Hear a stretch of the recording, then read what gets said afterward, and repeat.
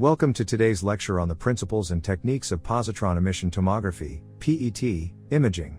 In this comprehensive script, we will explore various aspects of PET imaging, including basic principles, molecular imaging techniques, radiopharmaceuticals, positron electron annihilation process, gamma-ray detection, PET scanner components, image reconstruction algorithms, data processing and analysis methods, quantitative analysis, motion correction techniques, PET/CT and PET/MRI fusion imaging, clinical applications, and limitations. So, let's dive into the fascinating world of PET imaging. PET imaging relies on the principle of nuclear medicine, which involves the injection of a radiopharmaceutical into the patient's body. The radiopharmaceutical consists of a small amount of a radioactive isotope that emits positrons. These positrons interact with surrounding tissues, leading to the emission of gamma rays. A detector system captures these gamma rays and generates data that can be used to reconstruct functional images of the patient's body. PET imaging enables us to visualize molecular processes within the body.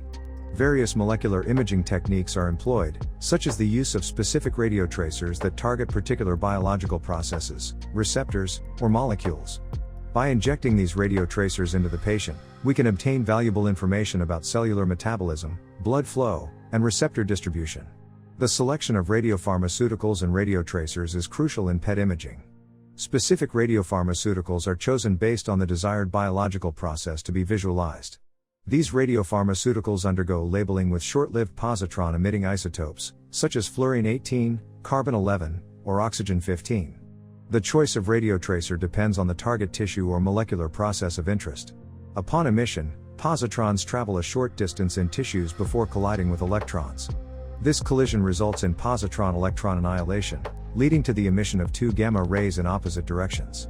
These gamma rays are detected by the PET scanner, and their coincidence is used to localize the position of the annihilation event. PET scanners are equipped with scintillation detectors that are capable of detecting gamma rays. These detectors are often made of crystals, such as lutetium oxoorthosilicate, LSO, or bismuth germanate, BGO, which convert gamma rays into photons. Photomultiplier tubes or silicon photomultipliers then detect these photons, allowing for the identification of coincidence events, where two gamma rays are detected simultaneously. A PET scanner consists of several components, including the gantry, detectors, electronics, and computer systems. The gantry houses the patient bed and the detectors. The detectors, as mentioned earlier, are responsible for capturing the gamma rays and converting them into electrical signals. The electronics process these signals, and the computer systems reconstruct the data into images. After acquiring the raw data from the PET scanner, image reconstruction algorithms are employed to convert the data into meaningful images. One commonly used algorithm is the filtered back projection, which involves filtering the raw data and back projecting it into the image space. Iterative reconstruction algorithms, such as maximum likelihood expectation maximization, MLEM, are also used to improve image quality. PET data can be further processed and analyzed to extract quantitative information. This includes techniques like region of interest, ROI, analysis, where specific regions within the acquired images are analyzed for radiotracer uptake. Kinetic modeling can also be performed to understand the dynamics of radiotracer distribution and clearance within the body. Quantitative analysis in PET imaging involves the measurement of radiotracer uptake within tissues.